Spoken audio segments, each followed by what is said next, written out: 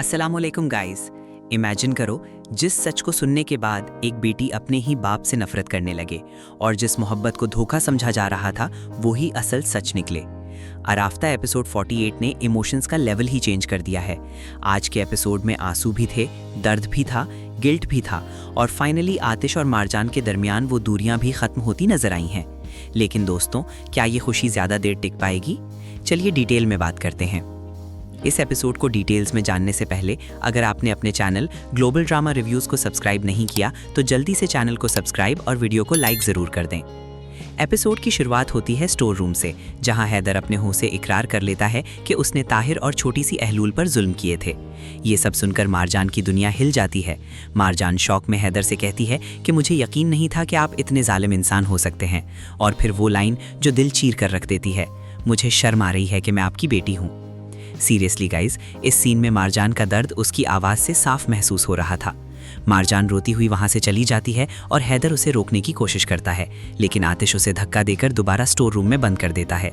यहाँ आतिश का गुस्सा भी जस्टिफाइड लग रहा था, क्योंकि बचपन का वो दर्द अब तक उसके अंदर जिंदा है। उसके बाद आतिश मारजान के पास जाता है उसे संभालने के लिए, और यहाँ पहली बार मारजान पूरी तरह टूटकर आतिश से माफ़ी मांगती है। वो कहती है कि मुझे नहीं पता था तुम पर इतना जुल्म हुआ है। गाइज, ऑनेस्टली ये मोमेंट बहुत इमोशनल था, क्योंकि इतने एपिसोड्स के बाद फाइनली मारजान को सच पता चल गया। आतिश भी यहाँ एक मैच्योर इंसान की तरह रिएक्ट करता है। वो मारजान को ब्लेम नहीं करता, बल्कि कहता है कि इसमें तुम्हारा कोई कसूर नहीं। लेकिन मारजान का गिल्ट ख़त्म नहीं होता। वो कहती है कि सबने झूठ बोला, सबने मुझे अकेला कर दिया। और आतिश का जवाब, मैं तुम्हें कभी अकेला नहीं छोड़ूंगा। यहाँ से क्लियरली लग रहा था कि आतिश का इंतकाम अब धीरे धीरे मोहब्बत में बदल रहा है। फिर मारजान झील के किनारे जाकर बहुत रोती है। ये सीन विजुअली भी बहुत स्ट्रॉन्ग था। आतिश भी वहाँ आ जाता है और उसे तसल्ली देता है। मारजान खुद को ब्लेम कर रही होती है कि मैं कैसे इतनी अंधी रही, लेकिन आतिश उसे समझाता है कि तुम उस वक्त बहुत छोटी थी। गाइज, ऑनेस्टली आतिश का काम बिहेवियर देखकर लग रहा था कि वो सिर्फ इंतकाम लेने नहीं आया था, वो सिर्फ अपना दर्द समझाना चाहता था। सबसे इमोशनल मोमेंट तब आता है जब मारजान आतिश की पीठ पर पुराने ज़ख्म देखती है। वो ज़ख्म सिर्फ बॉडी पर नहीं थे, वो बचपन के ज़ख्म थे। मारजान रो पड़ती है और पूछती है कि तुमने इतना सब कैसे बर्दाश्त किया, और आतिश का जवाब, शायद बदले की आग ने बर्दाश्त करना सिखा दिया था। ये लाइन पूरा एपिसोड डिफाइन कर देती है। उसके बाद फाइनली वो मोमेंट आता है जिसका फैंस कब से वेट कर रहे थे। आतिश मारजान से अपनी मोहब्बत वापस मांगता है और अपना साथ भी, और मारजान बिना कुछ कहे उसे गले लगा लेती है। गाइस, सीरियसली ये हक सिर्फ दो लोगों का मिलना नहीं था, ये दो टूटे हुए दिलों का दोबारा जुड़ना था। एपिसोड का मूड फिर थोड़ा लाइट हो जाता है। आतिश मारजान को बाहर चलने का कहता है, लेकिन वो मना कर देती है।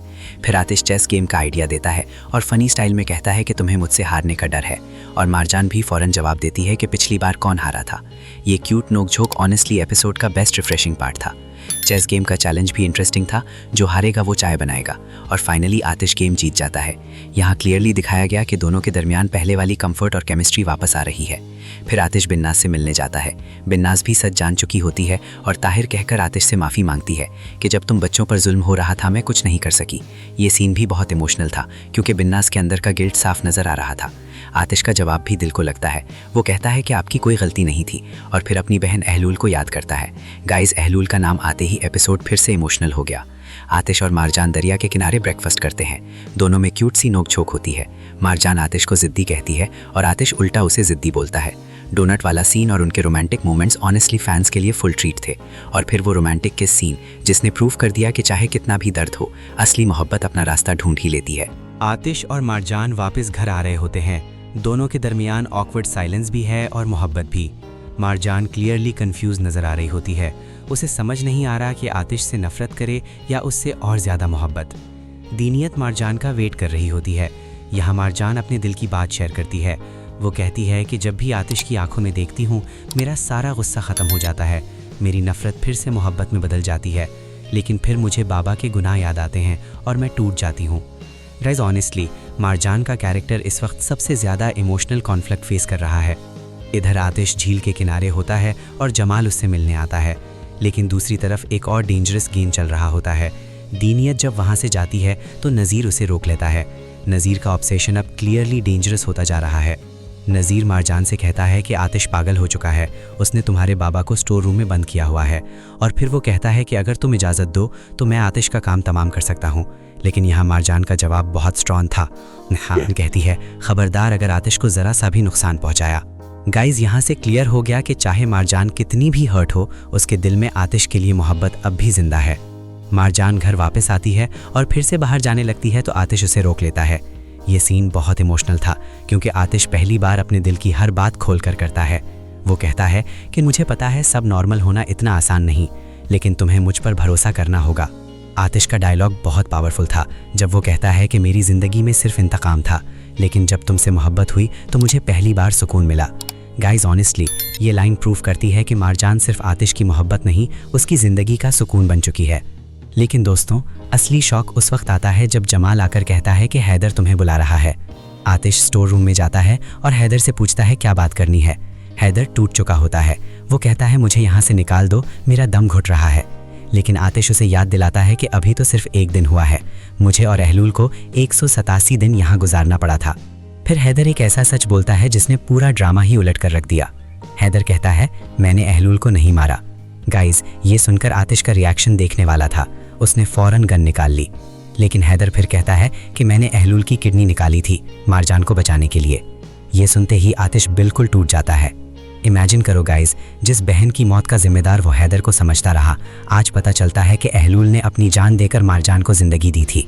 हैदर कहता है कि मारजान मरने वाली थी और अपनी बेटी को बचाने के लिए उसने ये सब किया। गाइज ऑनेस्टली यहाँ ड्रामा ने इमोशनल लेवल नेक्स्ट स्टेज पर ले गया। आतिश की आंखों से आंसू रुक ही नहीं रहे थे। उसका पूरा इंतकाम, उसकी पूरी नफरत एक पल में हिल कर रह गई। दूसरी तरफ मारजान अहलूल की कब्र पर होती है। ये सीन बहुत हार्ट ब्रेकिंग था। मारजान रो रो कर अहलूल से माफ़ी मांगती है। वो कहती है कि मेरे बाबा की वजह से तुम्हारी ज़िंदगी चली गई। एंड देन एपिसोड का सबसे इमोशनल मोमेंट, आतिश भी अहलूल की कब्र पर आ जाता है, लेकिन उसे नहीं पता होता कि मारजान भी वहाँ होगी। जब दोनों एक दूसरे को देखते हैं, उनकी आंखों में सिर्फ आंसू होते हैं, कोई डायलॉग नहीं, सिर्फ दर्द।